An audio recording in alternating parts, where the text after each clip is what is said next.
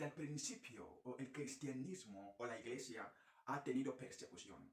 A nivel general, en los tiempos antiguos, aproximadamente hubo 10 persecuciones de la iglesia o del cristianismo.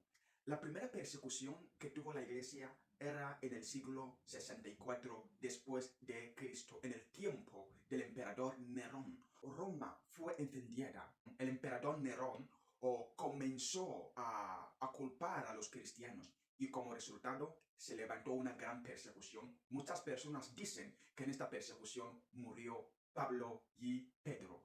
La tercera persecución comienza en el año 98 al año 117 bajo el emperador Trajano, donde en aquel tiempo ser cristiano ya era una sanción legal. La cuarta persecución de la iglesia llegó bajo el emperador Adriano. Justo cuando la anterior persecución terminó, allí comienza la siguiente persecución de la iglesia bajo el emperador Trajano. Y era legal perseguir a los cristianos. Simplemente el hecho de confesar tu fe en Cristo y ser cristiano era motivo de persecución y una detención legal. La siguiente persecución, que es la quinta, esta persecución funcionó bajo el emperador Marco Aurelio. En aquel tiempo, el emperador trató en escribir un tratado que estaba en contra de los principios y de la libertad del cristianismo. La siguiente persecución es la persecución más peligrosa que tuvo la iglesia bajo el emperador Septimio Severo, esto el año 202 al 211, donde ser cristiano y bautizado en aquel tiempo era un delito que se castigaba con pena de muerte.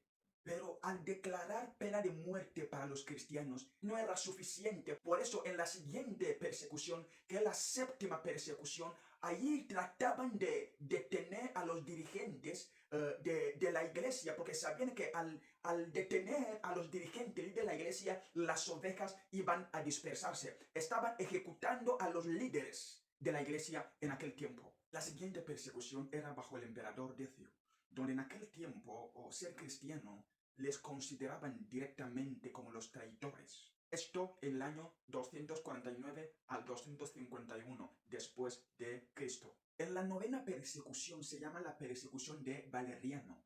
En esta persecución se prohibieron reuniones cristianas. Se dedicaron a arrestar a muchos líderes de la iglesia, obispos. Y cuando vieron que esto no era suficiente, ponieron mano a cristianos laicos. Cuando vieron que sus objetivos no estaban siendo cumplidos, que era acabar con la iglesia, se dedicaron a acoger y a detener a los cristianos laicos. Pero aún así, jamás habían conseguido sus objetivos para acabar con la proclamación del nombre de Jesucristo para la salvación del hombre. Después de esta tragedia persecución, mucha gente pensaba que ya no iban a perseguir más a los cristianos. Pero no fue así. Apareció la última persecución, que es la 10ª persecución. En esta persecución, bajo el emperador Diocleciano, se dedicaron a quemar iglesias, a quemar Biblias, a quemar cualquier documento que tenía que ver con el cristianismo. ¿Qué quiero decirte con todo este relato? La persecución de la iglesia no es algo de hoy.